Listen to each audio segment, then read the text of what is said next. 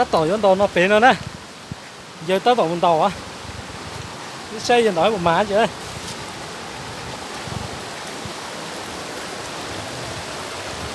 lấy giờ,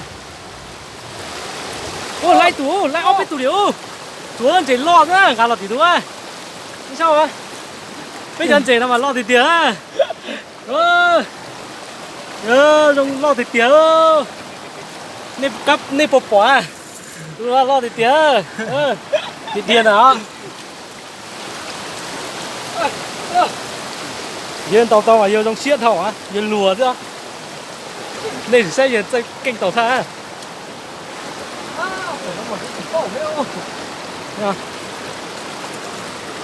Chả có gì tàu thì tụ xuống đã. Một góc của nó chính rồi nhé. Đây.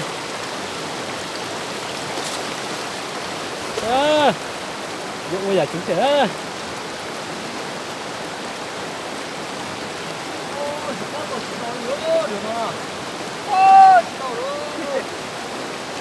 Có bao tàu sát tí à?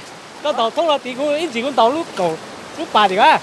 Đó rồi. Cái con tàu nó bể trời bao nhiêu thì cũng hoang cây lon tàu chỉ có bể nè.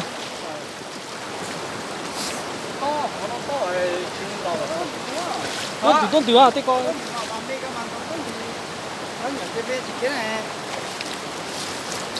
Con tàu tí tiêu.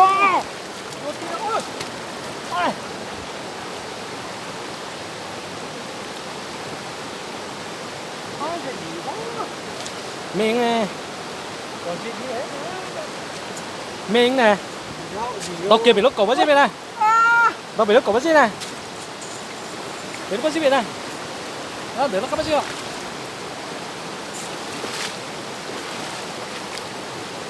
Bây giờ kinh cầu gì thì hả? Thì sao á?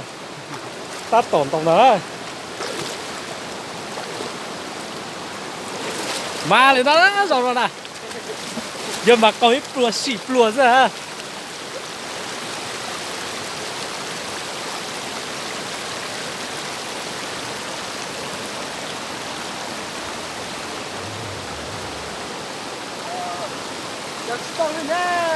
Để mà lo đi lo đá đi đá đêm xuống mà lo để lo thì tía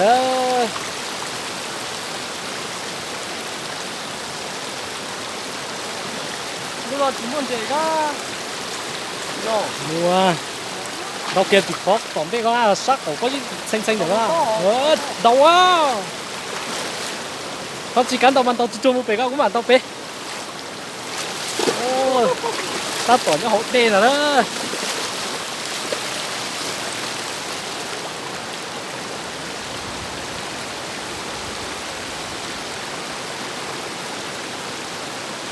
tao mất con tàu á nó quay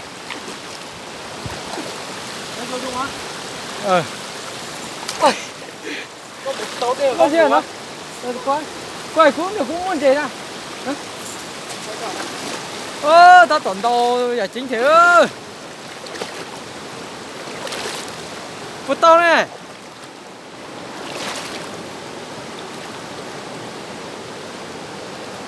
phút tao tới tù có tù đi con nhóc bị khóa cũng bản lạnh đó có một lúc máy trồng tê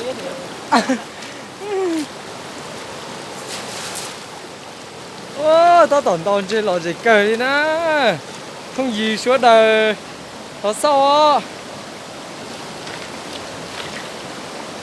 tao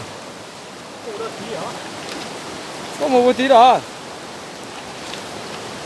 rồi em này với cho lạnh chơi lối ở cho con nát gì nè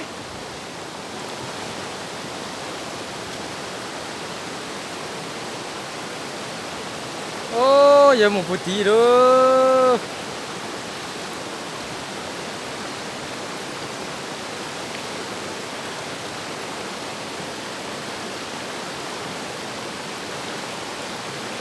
Nên tao chỉ tí nó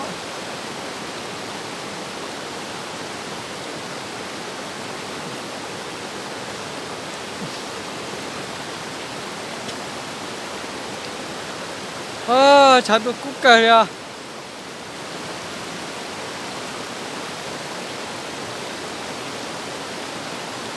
到个老北路搞个什么？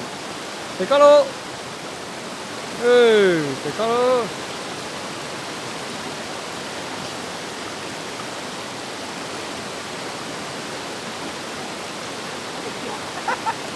ô tới tù ô tới tù lo cờ ơi đâu à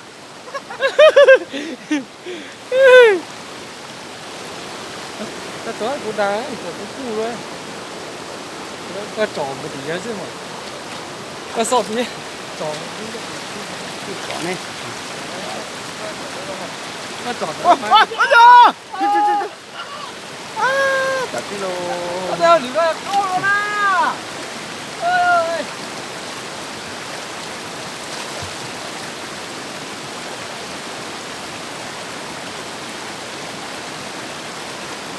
nó quay không là nó nói một đứa đồ gì đấy nó quay ơi cái nó to được có nó mua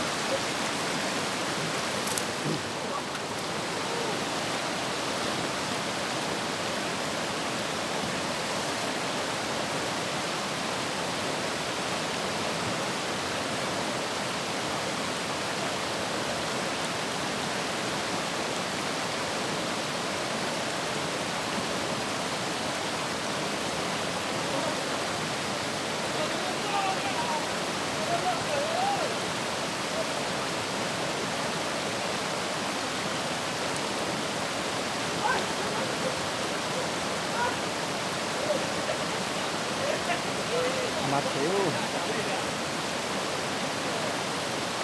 môn việc đằng kho luôn